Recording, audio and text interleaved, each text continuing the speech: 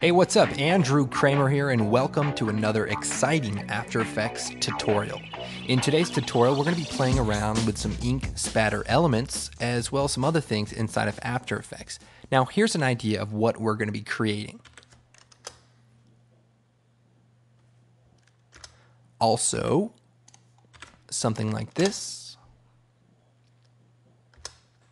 Okay, now today we're going to actually create these ink spatter elements ourselves inside of After Effects. Now, you might be better off going and getting some ink and some paper, spattering it on the paper and taking some pictures of it with your digital camera and bringing them in that way. Now, if you'd like to just create them in After Effects, here's a pretty good way to do it. I'm going to create a new composition, and I'm just going to use NTSC DV and choose OK. And I'm going to make a new solid. And I'm going to make it white just for the time being. Choose OK. Now I'm going to go to the effects and presets, and we're going to type in particle. And we're going to go to CC Particle World. And if you don't have these plugins, check your After Effects installation disk. They should be on there somewhere. Then I'm going to drag it out to our layer. And here we have this great particle generator. And we're going to manipulate it to look somewhat like ink spatter. So what I want to do is first take off all this extra stuff. I'm going to choose off for the grid information.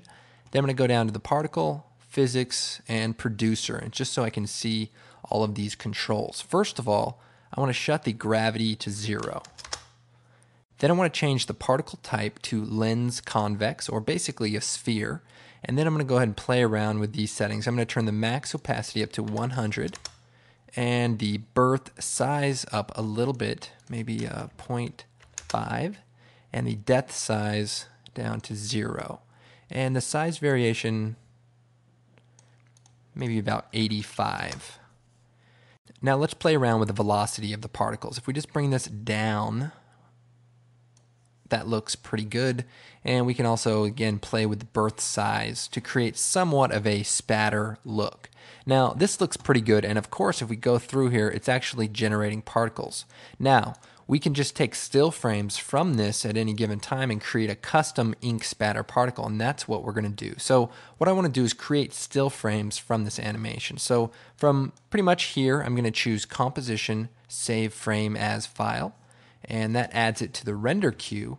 And what I'm going to do is just kind of go to a few different spots in the timeline and create some still frame points. So I'm going to go here, choose Composition, Save Frame as File, and you can use the shortcut Control-Alt-S and just create a few different still frames. And that's going to add it here in the render queue. Go ahead and set your location up, but we want to use the Photoshop output module, which is going to include the RGB plus the alpha. And that way there you have the transparency embedded. Click render, and that's going to render them all out into still frames. Okay, so I've imported these ink elements as PSD files, and we're going to use these to composite with. So we no longer need our composition with the animation. So I'm going to go to Composition, New Composition, and we're going to call this Ink Man. And this is my character that I made up. He fights crime as well as poor penmanship. So I'm going to select OK. And what we're going to do is just drag one of the ink elements out to the composition. And with the layer selected, I'm going to choose Effects, Color Correction, Hue, and Saturation. And the reason I'm going to add this is so I can bring the lightness down all the way to -100, and that turns the layer black. Now we can't see it, but I'm just going to shut this off for now. And then I'm going to create a new solid, and this is going to be our background. So I'm going to call this background and make it a dark red color. Then I'm going to create a new solid again, this time black, and we'll call this our mask. And we'll take both of these layers and just put them underneath our ink layer. Now, I want to go ahead and take our mask layer and add a circular mask with the elliptical mask tool. Just draw something like that. And now if you hit the letter M, we bring up the mask options. We want to make it subtract, then hit the letter F, and we'll feather it a bunch. And that just looks nice. Now, I'm going to go ahead and lock these two bottom layers now that they're set up, because we're no longer going to make adjustments to them at this point. What I want to do now is make our text layer. So I'm just going to take the text tool, type in Inkman. Looking pretty good. And by the way, if you're wondering, I believe it's an Arial black font with the italicized switch on. Now, we want to make this layer over top our ink spatter. So let's just place it there and go back to our ink layer and turn the hue and saturation effect on, which will turn it black. And that way we can actually read our text. Now, the next thing we need to do is put these layers into 3D space. So to do that, we're going to check the 3D space box, and I'm going to create a new camera. And we can just use the 35mm preset and choose OK. And what we'll do now at this point is animate the camera. So I'm going to hit P on the keyboard to bring up the position of the camera, set a keyframe, move forward maybe about 40 frames, and then take the orbit camera tool and just kind of rotate around a little bit. Same, go back to the beginning and just kind of rotate it in one direction. And that way we just create a simple little animation. Then with the position selected, I'm going to hit F9, which will add some smooth curves to the keyframes. All right, so that's looking pretty good. Now, let's add some additional ink elements. So I'm going to go to about the middle of the animation where the elements are kind of squarely faced towards the camera, and I'm going to duplicate this ink element, hitting Control D. Then I'm going to move it, and be careful when you're moving it is only move it using the Y or X axis, because we want this one to stay on the plane of 0. So not airplanes, but three-dimensional planes. So just move it over, and this is the fun part where you can pretty much do whatever you want. I'm going to go ahead and duplicate the layer again and put it somewhere over here. And now we can play this back and you'll kind of see what's going on.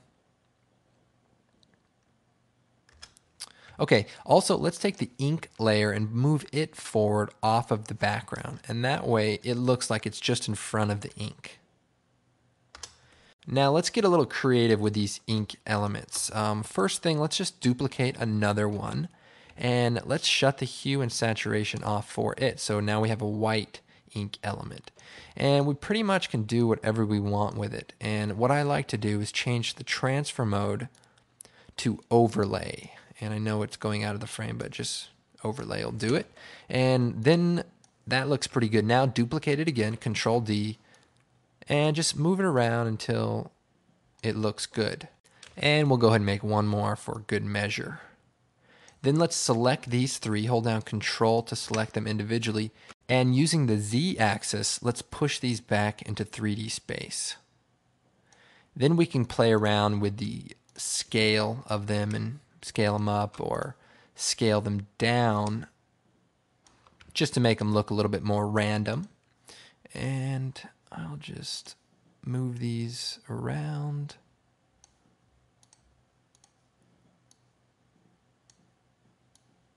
Like I said, this is where you want to be creative and just throw them around.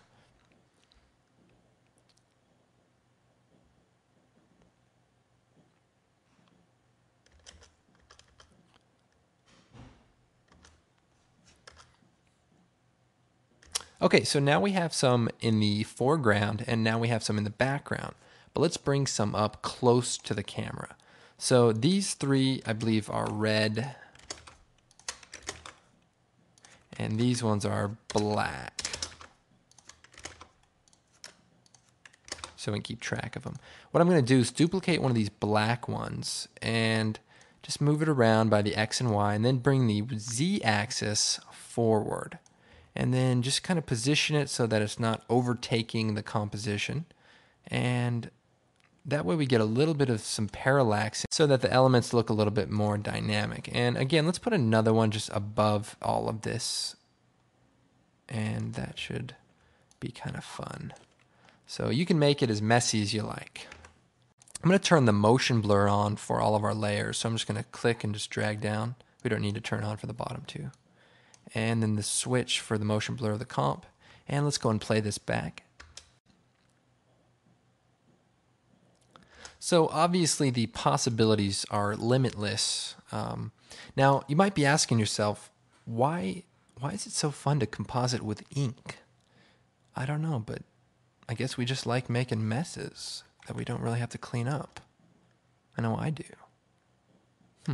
Also, I'll point out that Harry J. Frank, another After Effects guru, has a great little video on doing a similar technique with ink elements. So I just wanted to point out that he did it before me, but hopefully we can still be friends. Now let's move on to another technique where we're going to actually create sort of an ink spatter. So I'm going to go to Comp 1 and just hit 0. And we're going to create something similar to this. So let's go ahead and create a new composition. And I'm just going to kind of simplify this and just make a new gray solid. And make a new black solid. Now let's go ahead and create our ink drop. So I'm going to take the pen tool and just draw an ink drop. And it doesn't have to be perfect. Okay, and let's go ahead and scale this down a little bit. Now let's turn the layers into 3D layers by hitting the 3D layer switch, and we'll take our gray solid or our floor and we'll hit the W key and rotate it till it's flat. Then if we take the selection tool, we can bring this down so we sort of have a floor. And if we toggle the transparency, we can see what we're doing. Then let's take our drop layer and hit P for the position, and then set a keyframe for the first point. Let's just move it up above, and then let's go forward and just drag it down on the y-axis till it goes through our floor, and we can turn on some motion blur.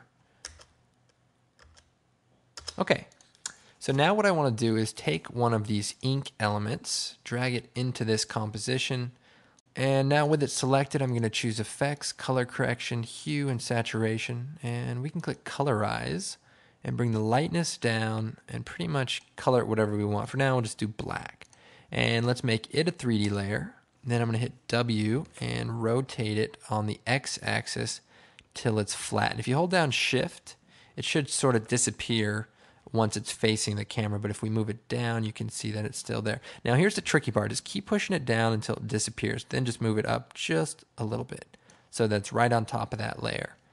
Now let's go ahead and time this animation up and move our ink drop just as it lands. And we can also scale it down just a little bit by hitting S. Looking good.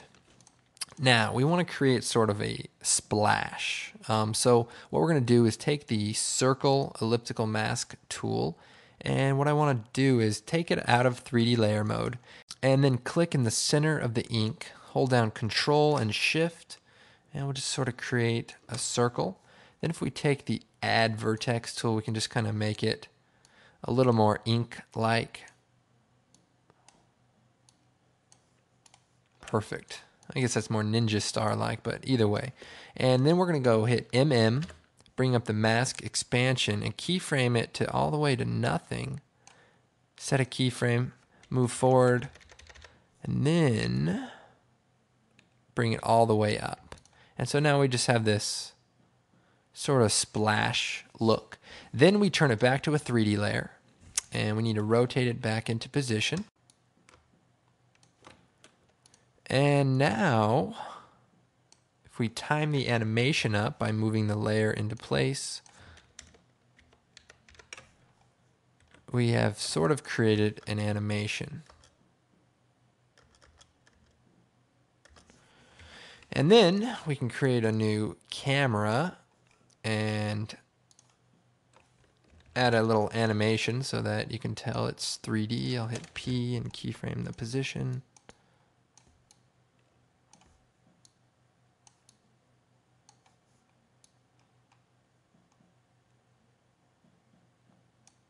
Let's go and play that back.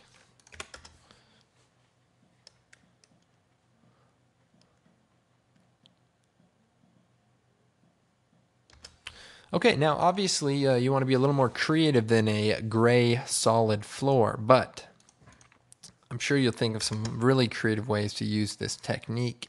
I hope you found this tutorial useful, and I hope you guys have fun making a lot of messes that I certainly won't be cleaning up. Okay, well, I hope you found this tutorial useful. My name's Andrew Kramer, and you can visit me on creativecow.net in the After Effects and Photoshop forums. Also, if you want to visit my website, it's www.videocopilot.net. We have a bunch of other tutorials as well as some great DVDs for sale, so check them out. And thanks again.